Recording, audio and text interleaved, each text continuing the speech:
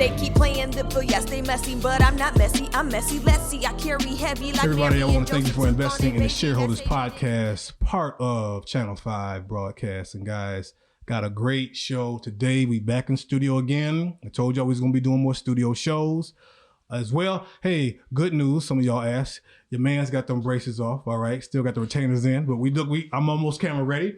But I have a great show for today. If you watched a couple weeks ago, when we were last in studio, we had them Level Up boys in the house, and we were missing one person, and she has some business, but we got her here today. The first lady of Level Up, if you will. She is with us today, Miss Ashlie Spurlock. How you doing today, sis? I'm doing well. Thank you for having me. Hey, thank you for being here. So glad we could do this because I definitely wanted to get her spin on this because she's a big part of this as well. First of all, check out that show as well. It was a couple weeks ago and we had a great talk with all the guys and her husband, of course, Antonio, who is my barber as well. This is his shop and he put it together, but of course did not do it alone, of course, and his wife is right by his side, and this is a joint effort. So let's get right into it. Because I've been knowing Tone for a long time, and you know, he's been in the game. I mean, he already told his story and we already got that on wax. But for you already established, because you've been on the show before and you're a realtor, and getting into that. And let me just ask you, how's the realty business going, you know, post-pandemic, all that? Because when we talked, it was kind of mid-pandemic. So last time we talked, I think we were kind of at a pause, the market, I guess. Everybody was trying to figure out what was going on. Yeah. Jobs, you know, everything like that, right? Because you can't buy a house without a job. Yeah. So the market today, I think, is at a really interesting point. The end of 2021, beginning of 2021 was like a hot seller's market. Rates were still low. And then the Fed bumped rates up on us a few different times, right? And the market came to almost a screeching halt, like April, May. So it was a slower summer, I think, and an interesting time. I think there was hesitation in the marketplace. People were just like, hold on, what's going on here? Like, is there going to be a crash? Like, I can't stand that word. But, you know, people were just kind of like figuring out how this pertains to them and what move should they make, right? So today, you know, Vegas kind of experienced a little bit of a market softening towards the end of the year. And as of January, I think the new year brought buyers kind of back out into the marketplace. And so it's picking up back in. Let me ask you, though, because I was just talking about this with a friend. What is it because I saw on Instagram and it was like, you can get this much home in Texas for, you know, this amount. And that amount was a lot less than you could get the house here. Like, Why is it so kind of, one spot is just, man, really more house for your buck and other spots aren't? And how volatile is that? So one thing that I've learned in real estate is regional, right? Okay. So there are different parts of the country that didn't experience a market softening or a market adjustment. Yeah. There are parts of the country that have remained like super hot, lots of activity, even though Vegas was experiencing like a little price decrease. So I can't really pinpoint for you like exactly why. I think this is really based on demand in the area. Okay. Yeah. So if there's, you know, different states might have a little bit different interest rates too. For the most part, they're similar. So I think it's based on the income level in the cities, what they can afford to buy, the buyer demand. All of these things kind of navigate the market, right? Wow, that's interesting. And you probably, you know, you really just hit it right there too. Supply and demand, you know, that's kind of how prices rise and fall too. It just kind of is what it is. There's times where I remember when I first moved here and then people had bought houses and went up, went down. It is kind of what it is. But so I want to parlay that to your current situation, because that was funny when Tone told me about the shop. He gave me some of the details and I was like, man, that's amazing. I'm like, well, how'd you find the place? And then I was like, wait a minute, because I know how you found the place. And like, yo, duh, of course. So, but let me rewind back a little bit. When he comes to you and says, I'm really ready to start my own shop? What's your first thoughts before you even plan anything? What's the first thing that comes to your mind when because you guys got a family, you got kids, all that stuff. Like, what's your first thoughts then? My first thought was yes, Mm-hmm. absolutely. I mean, he's naturally a leader. Mm-hmm. It makes sense, completely. I think the realtor in me was kind of like, okay, so this is where we live. Do we want to work in this area, right? And what's going on in this area? What's the future of this area look like? So, Level Up Barbershop is in the Southwest. Mm-hmm. So we live in the area, and I just was wondering, do we open up a shop, in a different part, or do we keep it closer to home? And keeping it closer to home was the answer, because during this time there was so much going on in the Southwest and so much development. Mm-hmm. So it made Yes. sense. Yeah, Definitely. And see, that's what I'm talking about right there. Immediately your mind starts thinking, okay, we're gonna do a shop.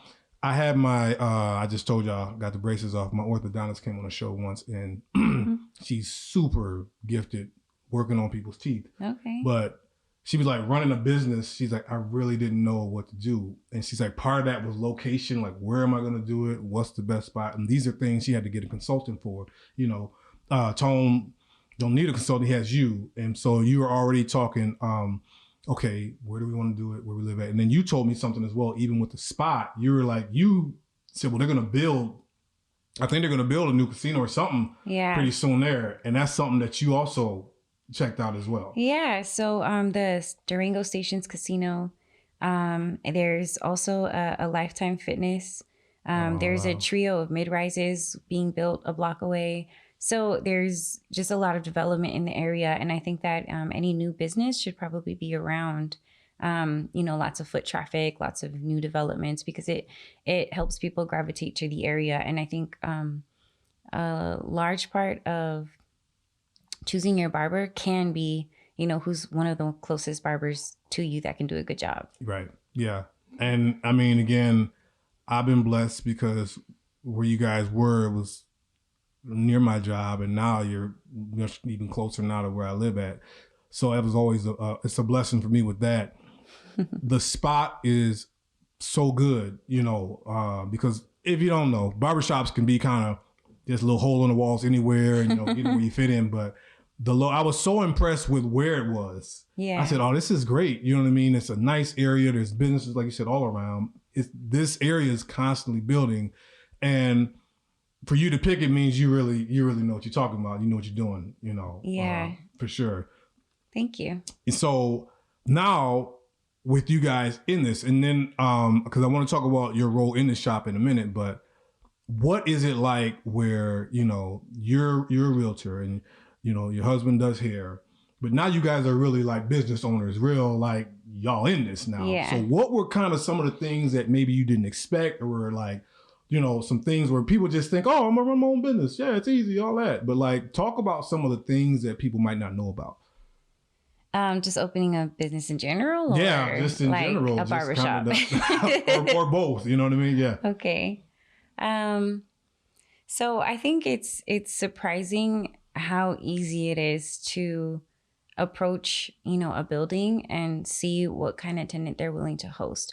One thing I think I learned along the way is that if whatever kind of business you own, either if there's an existing business of a similar sort in that, strip mall, complex, whatever you want to call it, they can have something called a non-compete, which means the owner can no longer allow businesses of the similar type to come in, because that's their competition now. I see. Yeah. So that was something that I learned along the way. And so that's kind of like, you don't see like two different sub shops selling, sandwiches in the same correct strip mall. Like, okay, yeah. got you. Yeah. And you might see like a hair salon and a barbershop, but for the most part, they cater to like a different kind of clientele. Right, yeah. So that might not so much be one of those, but it wouldn't be like obviously like two pizza places, right? Yeah, exactly. Two coffee spots, etc. That makes sense. Yeah, okay. Yeah.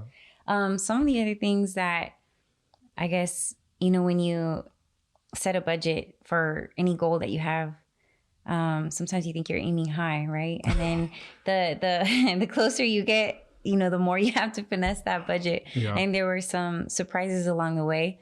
And I'm just grateful that we have the support system that we do, and, you know, being able to rely on each other to make things happen and overcome the challenges if there were any.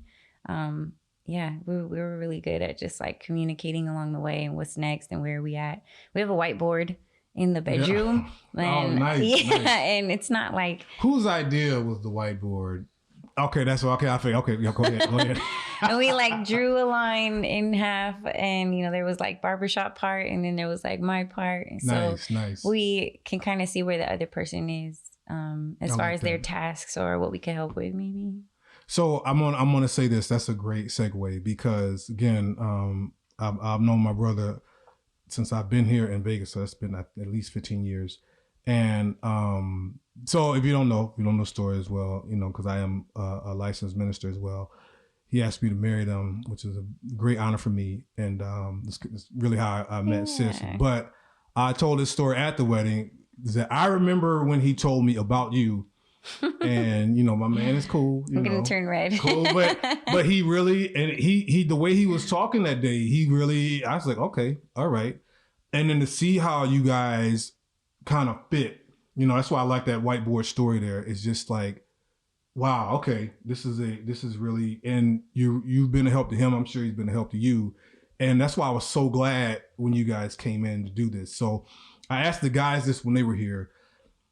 Being in business is not just for, you know, especially for people of color. It means something, because a lot of us, we did not have that legacy, and we, you know, come from kind of either broken homes, or just even if you had your parents, they struggling. And so what does it mean to not just, you know, have a successful marriage, but to have a successful business for your kids to see, and generations after to see that we've established something of our own? And now you guys, not that your kids got to be barbers or anything like that, but whatever you want to do, you can see what we've done and build on that. Honestly, I think when I was younger, I was raised by a single mom, and my father chose not to participate. So watching my mom struggle with 3 kids, it set something in my heart that I knew when I started a family, I was going to be sure about, you know, the foundation I was going to build on. Yeah. So, you know, my partner, and the way that I wanted to parent. So it means a lot when I've been able to overcome the challenge of not having role models. Yeah. As far as like a marriage in the household that I grew up in, right? So figuring out what that looked like just took a lot of like internal work.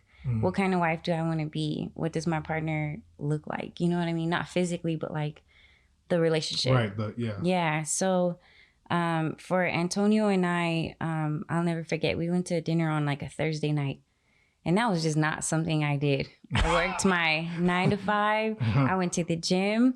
I lived with family. I would cook for my family at the time. And I was watching Netflix and Comedy Central. It was Monday through Friday, like a bad habit. Right. So when he wanted to go to dinner on a Thursday, I was like, I'm going to go get a salad and a drink. It's fine. Like, I'm going to go. No. Right. And then the next day, I wanted to see him again. So I saw him again. And then the day after, I was like, I want to see him again. Really? So and then old it was charmer, huh? It was Sunday, and I was like, I'm gonna make myself stay home today. I will not be sprung. I will not, you know. So yeah, I get you. But it was easy.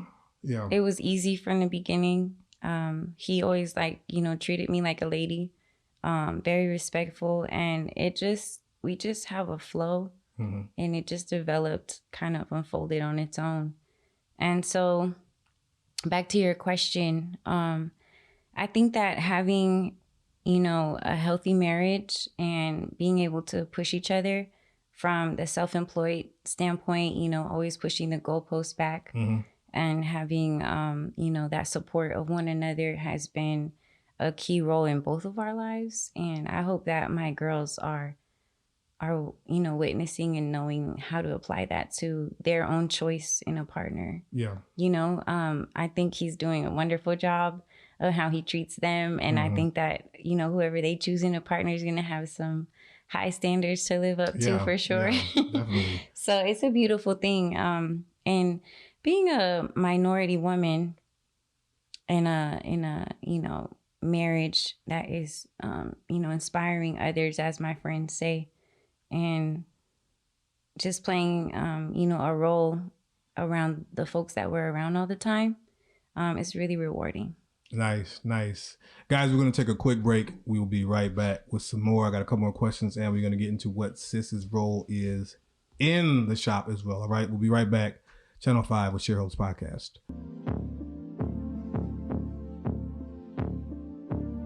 Guys, we are back again with Miss Ashlie Spurlock, and we're having a great conversation. So,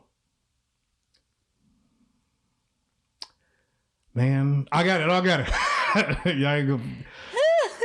Ashlie is also working in the shop as well as a brow artist. Yes. I did it. Y'all don't know what it took for me to remember. I don't know why I couldn't remember that. That's why I paused for a minute. I'm gonna say it right now. That's okay. As a brow artist. So, first of all, I love learning about new stuff. That's part of the shareholders part. What is that, and what does that entail in terms of being a brow artist? Okay, so I'm gonna start back with my own journey with I always felt like my brows could be a little more symmetrical. So it's like, maybe I'll go get my eyebrows microbladed. And I started learning about microblading. And I was like, well, maybe not microblading. And okay, what is that though? So I'm going to go there. Okay. I'm going to go there. You talk your talk. I'm gonna be quiet. Go ahead. That's okay. So there's different types of techniques for creating like a beautiful brow. Mm-hmm. Okay. So it could be there's really like 3 different kinds. Okay. So there's microblading, which involves taking a blade and making like hair strokes and kind of creating like a hair-like looking brow. Okay. There's powder brow, which is like what I have. So it's like a fuller brow look. And then there's nano brow, which is something that I've just rolled out in my second business, Brows. Okay. And I'm performing out of the studio in the barbershop. So that's also like a hair stroke, but it's a healthier way for the skin to retain the pigment and to keep getting touch-ups over the years, right? So this is something that I provide for women who have no brow hair, they have little brow hair, they have unsymmetrical eyebrows, which is a lot of us, which is almost everyone I meet actually. Like I haven't really met a person who has most of us don't have super symmetrical eyebrows. There's some, yeah, kind of like, you have like a fingerprint, but they're not all exactly the same, right? Yeah. So same thing with your eyebrows. Okay. All right. Yeah. So it's been really rewarding because my journey to increasing my own confidence and being on video for real estate, being on video just on social media, right? Taking pictures with your family and your kids, right? So my journey to confidence really like enhanced when I had my eyebrows done. It felt so good. So I said to myself, like, I think this is a passion I want to explore. I didn't know it was a passion yet though. Yeah. Because I was doing real estate full time, right? And I still am. So I told somebody I wanted to take a class and she was like, yeah, you can enroll. Took a class, loved it. Every day, after real estate is done, I eat with the family and I would spend an hour at this desk making a mess with all these pigments and creating all these eyebrows and learning the skill. Oh, nice. So I did an apprenticeship for 6 months. Really? Yeah. Wow. Did y'all hear that? She did an apprenticeship, which just didn't jump into it. But see, okay, because I think people be like, okay, I'm gonna just do it. And then don't. She took a class and an apprenticeship. Please continue. Thank you. Yeah. Yeah. I felt it was really important to develop the skill. Yeah, I don't really know how to do something halfway. Yeah. When I have like loyalty issues in the sense that when I want something or like something, I commit. Yeah. Yeah. So the apprenticeship was fun. I got to, play with different skin textures, different ages of skin, different hair colors. Oh, wow. Yeah. And every day I would go home and I was still practicing after I would, be at my apprenticeship applying my skills. So when Antonio said he wanted to open a barbershop, I was like, do you? Because, there's studio options out there, but that would just be me by myself in a studio. And then, I have a real estate business too, right? So balancing that, a studio in itself just didn't feel all the way right. And I was like, I have to figure out how to balance this. So creating a studio in our space made so much sense. Yeah. And I told myself at first, I was like, how am I going to feel working around a bunch of men? It's a barbershop, right? And there's very little women in the barbershop. Right. But so far, like, all of the guys have embraced me. They might as well be my brothers. They help me promote the business, you know. There are some women who come to the barbershop for different needs. So they're always like, you know, making me shake hands with folks and putting people in front of me, and it's all love. Yeah. So just helping women when on that journey to confidence, it's kind of like getting your hair done. And so getting your eyebrows done is something that you only have to do like once a year, right? We create this like beautiful brow pattern. I see you next year for like a touch up of color. And it really can gift some people with something they didn't know they needed, or were filling a need and creating a solution for women who maybe have gone through chemotherapy. Maybe they've gone through, you know, different forms of alopecia, skin conditions, right? So filling a need for people who have a need gives me like a sense of purpose. And that's something that I love to go home with. Man, that's outstanding. And that's, you said nano brows is what's become like my niche. Like, I really like it. But see, I like that you took time and you invested in yourself. Sometimes you guys, you say you want to do things, and if it's more than just watching 1 or 2 videos on YouTube, then people want to be like, oh, forget it. Or you got to pay $50 for a class. I ain't paying that. Fine. Don't invest in yourself. You're not going to reap the rewards. She already has a realty business. But she's like, if I really want to do this, I'm going to do it the right way. You know what I mean? And I believe that as well. Like, I'm going to figure it out. Like, put it like this. You don't see very many podcasts that don't have these kind of mics. And I was like, man, I want, if that's what they're using. And I remember I went to Guitar Center and the guy was like, you don't really need that. I was like, no, bro. If this is what they're using, then I want to use what the professionals use. Like, I want the best. Yeah, you want to commit. You know what I mean? Like, go all the way. And these cost more. They're expensive, but this is the industry. So I want that. And I like how you said, you like, and I went home. I just worked and I worked and I worked. That's what you have to do, guys. Like, I listen to a lot of podcasts. I see what people are doing. I'm like picking up things. And she said without no prompt, she said that I'm working. I'm on an apprentice. Going, and she didn't have to do that, sure. But if you want someone to work on your brows, that's what they're talking about. That's what you got to do. Yeah. And see, again, to me, just even if your kids see that and they see, oh, okay, man, mom was doing this and now she's back doing that too. And I think, to me, kids pick up on that, and that's how we actually can have that generational success from years and years. Because some of the things that we've seen coming up, maybe we don't want our kids to see, or maybe we don't want them to see. You don't want them to go through all of that. There's always a bit of that, right? Yeah, you know what I mean? And I think, not that, you know, nobody's perfect. We're trying our best, but I think that means something. So I also want to ask too then, because I asked Tone this as well. What is the ultimate goal then? You know, the shop, you guys, starting up, you're doing well, getting business in, but what's like next level for you guys? I know level up. What's the level up for the business now that you got it started? Like, where are we going with this? You know? So it's probably a 2-part answer, right? Special guest appearance. I don't know, look at Antonio. Well, he gave his. We heard his. Little, okay, so for me, I think that pushing the goalpost back, and now having accomplished this really huge goal, another thing that Antonio and I always talk about is leaving things behind for the kids. Yeah. I dream about being the kind of grandparent that, takes their grandkids on trips and pays for college tuition. Yeah, and gifts them with all the things that I'm working hard to give Alba and Eva. Yeah. So I think that one of those things is definitely, investing in real estate to the point that when, we can't be here anymore, when that time comes, like Alba and Ava are given something that they can continue to give to. Yeah. You know what I mean? Whether that's a real estate portfolio, a business portfolio.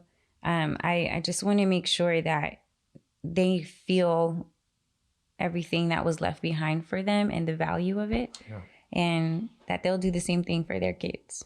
Yeah, it's that pattern, guys, where if you ever heard of Ivy League schools, Princeton, Yale, Harvard, they call those legacy schools because those are fourth and fifth generations they pass. No, you gonna go to Harvard, you going whatever you do, and they get their kids in, and that's what we're trying to work to establish. This is why I love the way you said that. Even with paying for college tuition, like we're not used to like having land left to us. You know, we're just now getting to that point. Oh yeah, absolutely. I see that every day. Yeah, and you know, all the houses paid off, so y'all can live here or do it. And we're just now getting to that. So the mindset y'all have is so important. It's kind of why I'm doing this show in the first place, is just to like try to educate. And I literally today was talking about real estate with a friend of mine. He's like, bro, you really, that's what I'm working toward. We were just talking about housing and things like that. But to hear you say it just reaffirms it. So as we finish up, Level Up Barbershop, of course.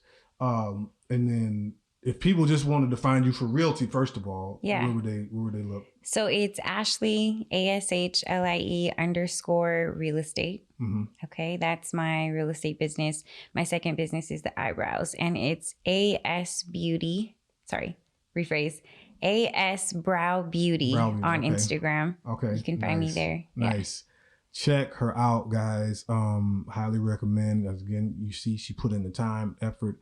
You said, so I'm gonna ask something really quick though too. So then, with the brows, you said that even without much hair, you can make like. Absolutely, I can create an eyebrow for anyone. Wow. Okay. Yeah, it can be, a bold full brow. It could be you've gone through treatment and you have no hair. Some of us genetically just don't have a lot of hair. Some of us have, one side of our face that we sleep on just grows better. Whatever the case may be, we can create the eyebrows. And it's funny because like for men, the mustache and the beard, the facial hair complements the face so much. Right? So it's the same way for women with the eyebrows, with the eyelashes. Facial hair just helps, construct your face and your beauty and your natural, what you have naturally can be enhanced with eyebrow service. Guys, so there you have it. Check it out. I was so glad to do this show, and she was nervous, but I think, once you settled in, you started knocking out the park. So please appreciate my folk. Again, if you're in the Southwest area, there's no reason for you not to come through, and even if you're not, check my people out. There's Level Up Barbershop and then AS Brow Beauty. Yes. Okay, I'm doing better. Good job. But I really appreciate the time, and I love to talk. But these are good people because I've seen it myself. I've seen them grow. I've seen it, and I was so excited just to see the shop. This again, she not playing. When she go in, like it's such a nice spot, and it's a beautiful shop. You know what I mean? It's so classy, right? It is. And I wasn't expecting y'all to just be on struggle, but I remember walking in like, wow, y'all doing it. I mean, it is top notch. So check it out. Again, if this is the first interview, please go back, check it out. When I had the guys here with Level Up, you're gonna hear that was just great to talk with men, but again, to get a woman's perspective is so much as well. Mighty Sharp Network, of course. Please check us out. This is the Shareholders Podcast in conjunction with Channel 5. We got more coming out. All right, Double M, we about to get it going. All right, Double MC. All right, Maybach, y'all ain't got nothing on us. All right, because we coming. All right, Mercedes Mentality. All right, we about to do a shoot after this. We about to do the promos for that. The music is coming as well, but I'm excited. Sis, thank you so much. Anything else before we go? Anything else? Absolutely, no. My pleasure to be here with you today. Thank you. All right, guys, check us out. You know what to do as always. Be blessed. Stay sharp. They keep playing the fool, yes, they messy, but I'm not messy, I'm messy. Let's see, I carry heavy like Mary and Joseph took on a baby that saved me, the king that blessed, so they hate it as if I'm